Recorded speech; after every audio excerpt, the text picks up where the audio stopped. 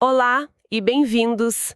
O material que a gente tem hoje é a transcrição de um programa de áudio com uma pegada bem diferente, quase de thriller, chamado O Dossier Filipos. É uma abordagem bem ousada. Muito.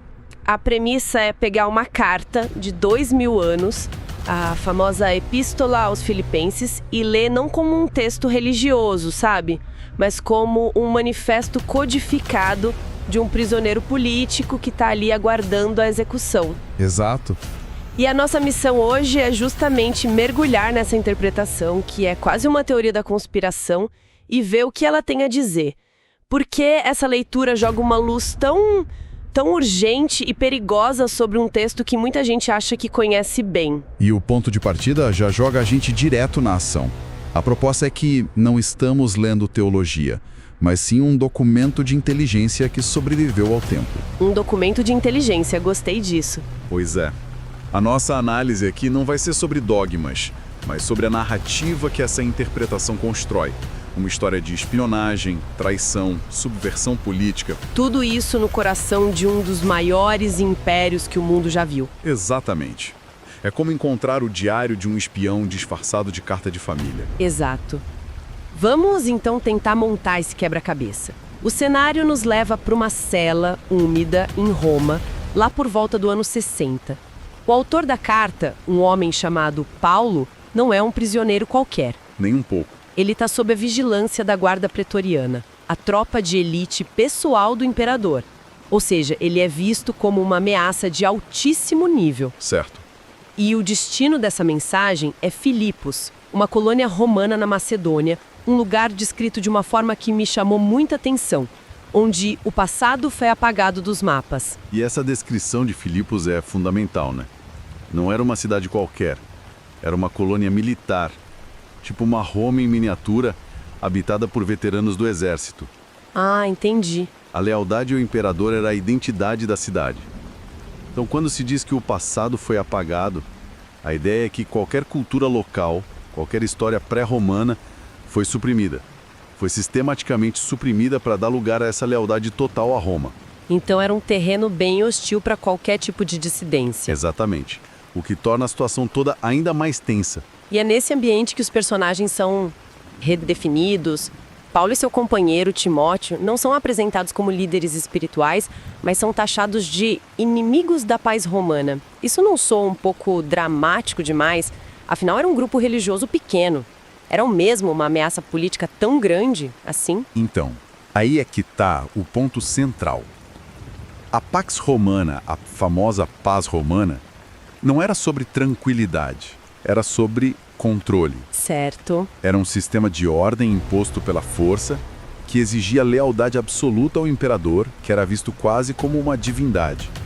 Qualquer grupo que declarasse lealdade a um rei ou a um senhor que não fosse César, estava cometendo um ato de subversão. por definição, um ato político subversivo. Não importava se o reino deles era deste mundo ou não. A simples sugestão de uma autoridade superior a Roma era uma ameaça direta à estrutura do império. Entendi. A lealdade dividida já era um crime? E por isso, a carta deixa de ser um simples texto pastoral e se transforma no que essa interpretação chama de comunicado de um prisioneiro para uma resistência que operava nas sombras. E é a partir daí que a coisa começa a ficar com cara de filme de espionagem. A análise aponta para o que chama de vozes cortadas e silêncios estranhos no texto. Por exemplo, menciona um personagem, Epafrodito. Ele foi enviado pelos aliados de Filipos com dinheiro, com os suprimentos, para ajudar o Paulo na prisão. A história oficial que a gente lê na carta é que ele ficou muito doente no caminho, quase morreu. Sim, a frase exata é que ele esteve perto da morte pela obra de Cristo. É uma daquelas frases que pode significar muitas coisas dependendo da lente que você usa. Exato. E essa interpretação não compra a versão da doença. Ela deixa uma pergunta no ar. O que realmente aconteceu naquela viagem? A sugestão é que adoecer pode ser um código, um eufemismo para um ataque, talvez uma emboscada. Certo. Mas isso não é um salto muito grande? A explicação mais simples não seria que ele simplesmente pegou uma febre ou se esgotou? Por que pular direto para uma teoria de atentado? É uma pergunta justa. A razão para suspeitar de algo mais, segundo essa linha de raciocínio, é o contexto. Se a gente está falando de uma célula de resistência transportando recursos para o seu líder preso, o risco de interceptação, Por agentes do Império? ou por grupos rivais, seria altíssimo. O texto também diz que ele arriscou a sua vida para completar a missão. Essa linguagem de risco, de perigo, ela permeia a carta. A ambiguidade da frase "perto da morte pela obra" permite essa leitura, entende? Entendi. A ideia não é que seja a única interpretação, mas que dentro de uma lógica de conflito clandestino faz muito sentido ver isso como um sinal do perigo real que eles corriam. Faz sentido. O perigo não era só teórico. E o mistério se aprofunda quando a gente olha contra quem ele lutava internamente. Paulo usa uma linguagem muito dura para descrever seus oponentes, chamando de cães, maus obreiros. É bem forte. Ele diz que alguns estavam pregando a mesma mensagem que ele, mas por inveja e rivalidade, na esperança de tornar a prisão dele ainda mais dolorosa. De novo, isso não poderia ser só briga interna, disputa de ego, como a gente vê em qualquer organização. Poderia, claro, mas dentro da narrativa de um movimento de resistência, isso ganha outra dimensão. Vira o que a análise chama de uma guerra de narrativas. Guerra de narrativas. Exato. Controlar a mensagem, a reputação e desacreditar o oponente era uma tática crucial. Para o Império, era uma forma de dividir e conquistar, de isolar os dissidentes. E para a resistência, uma mensagem distorcida ou um líder desacreditado poderia significar o fim de tudo. Nossa... Então, essa disputa em Filipos não era só sobre doutrina. Era uma batalha pela alma e pela sobrevivência da célula, tão perigosa quanto a ameaça que vinha de Roma. Essa guerra de narrativas nos leva direto ao coração do que é apresentado como o dossiê proibido. O ponto central é uma declaração que, para nós hoje, pode soar puramente espiritual, mas que ali, naquele contexto, era uma bomba. Qual seria? A nossa cidadania está nos céus. Ah, sim. Para a gente entender o impacto disso, a gente precisa lembrar o que a cidadania romana significava. Era o bem mais valioso que alguém podia ter. Dava direitos, proteção... Direitos, proteção legal, status social, privilégios imensos. Era um símbolo de pertencimento ao centro do mundo civilizado. Certo, mas dizer que sua verdadeira cidadania é celestial, para nós soa como uma metáfora, uma forma poética de falar sobre fé.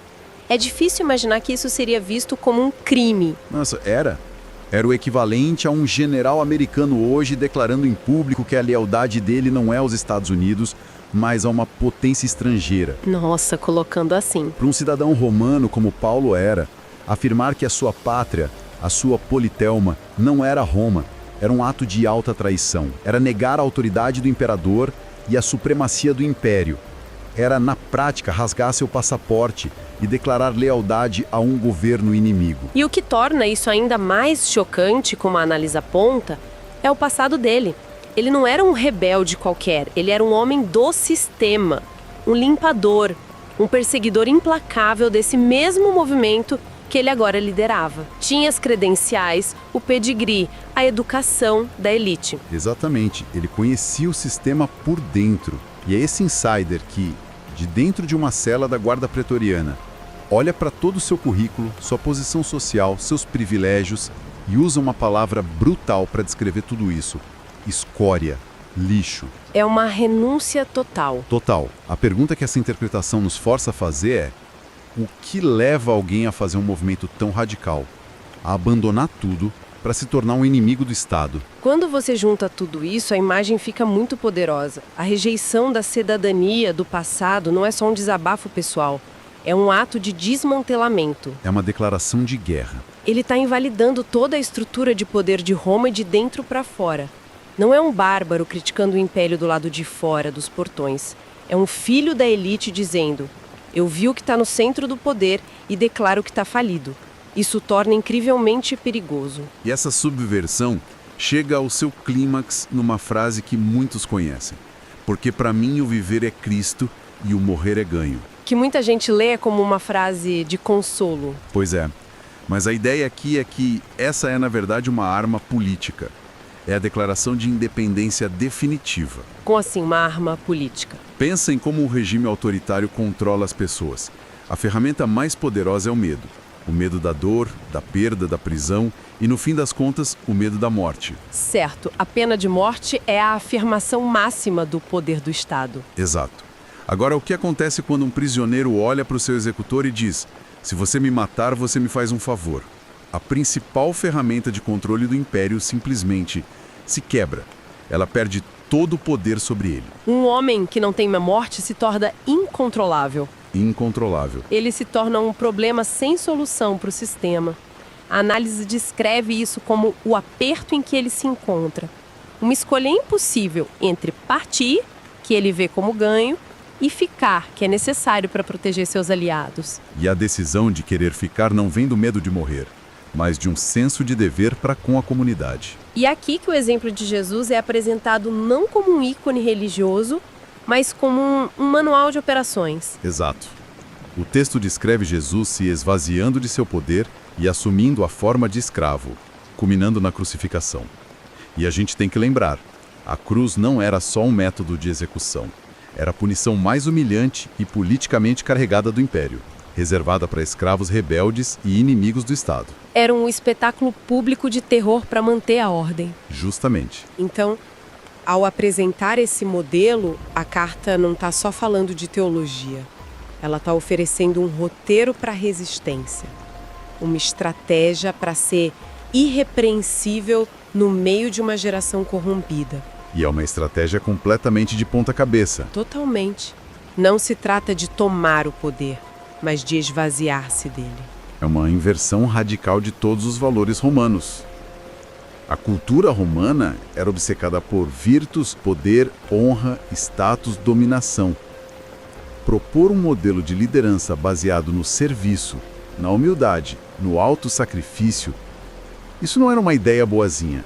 Era uma revolução social. Um ataque direto aos fundamentos da hierarquia e da autoridade imperial. Exato, que se baseavam na acumulação de poder, não na sua renúncia. É incrível como esses temas de poder, ego, controle de narrativa parecem familiares. A forma como essa interpretação conecta esse dossiê de 2000 anos com o presente é assustadora. Ela aponta para o nosso próprio mundo, falando de ódio, mentiras e vigilância. E diz que a luta é a mesma. A ideia é que a tecnologia muda, os impérios mudam de nome, mas as dinâmicas de poder e as tentações humanas são atemporais, né? Com certeza, a carta alerta contra aqueles que só pensam nas coisas terrenas, cujo Deus é o próprio ventre. É uma crítica direta a uma vida focada só no ganho material, no poder, na satisfação do próprio ego. E a análise argumenta que esse é um padrão que se repete ao longo da história. E a instrução, que parece a mais subversiva para a nossa era, é, ironicamente, a mais simples e pessoal. O comando para não fazer nada por vanglória e o desafio de considerar os outros superiores a si mesmos.